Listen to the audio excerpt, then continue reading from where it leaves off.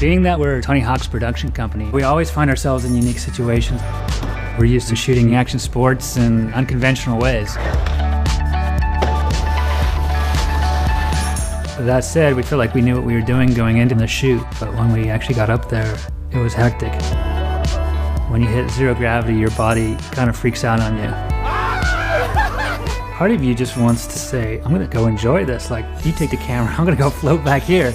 You gotta reel it back in and say, okay, we have a job to do.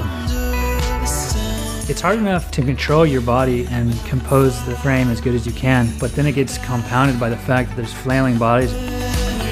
Oh! Did I hit you?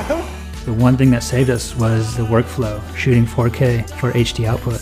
So for today's shoot, we're gonna be using all Sony gear. We got everything from action cams to the FS7. Here we got our A7S Mark II, real lightweight, compact. This one's gonna be on our Ronin stabilizer for a lot of ground shots. In addition to bringing up the A7, we got a bunch of these action cams. They're 4K, they mount easy. We're gonna be putting them all around the plane, give us some unique angles. We also got the FS5. It's really just a great run and gun camera. It's both small and lightweight, great for a handheld. And our A camera for the shoot's gonna be the FS7 with a 10mm lens. The FS7 that we shoot a lot with was perfect for the shoot.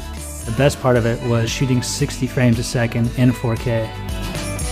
We often shoot 4K, even for HD edits, and with this shoot, it was more important than ever. Because 4K shoots over 4 times the pixels of HD, it gives you a lot more to work with in post. You can punch in, crop, and you still have a great HD quality shot. And on this shoot, where we didn't have room for a photographer, we can pull a great still 4K image from this for social media. That's super beneficial. If you're in an environment where you can't control the action as well, or you can't control the composition as well, shooting wide and recomposing in post is invaluable.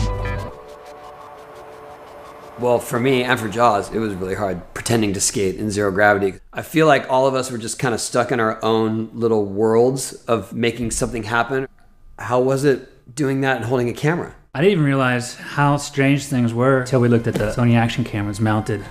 Because those are the only cameras that really show everything and how ridiculous people were, like getting in weird spots and falling into each other. There's a shot that has Jaws heading over to Jason, one of our cameramen, and he just kicks him back into the scene. He's like filming it and he just kicks him back into the frame. And Jaws just goes tumbling off. You really only have about 20 seconds to try to attempt what you're doing. I mean, you pretty much get 2 tries at whatever you're gonna try, and then you're on the ground. And usually in the middle of the second try is when gravity starts to return and you just drop. Oh man. The chaos of it was hilarious. If we had it wired, it would be boring. Yeah. Right? Don't you think? Maybe if Jaws, we were perfectly spinning the whole time and we were posing and stuff, it was just chaos. Yeah. And it was hilarious. At the end of every parabola, you would go down and just laugh and be like, I can't believe this is happening.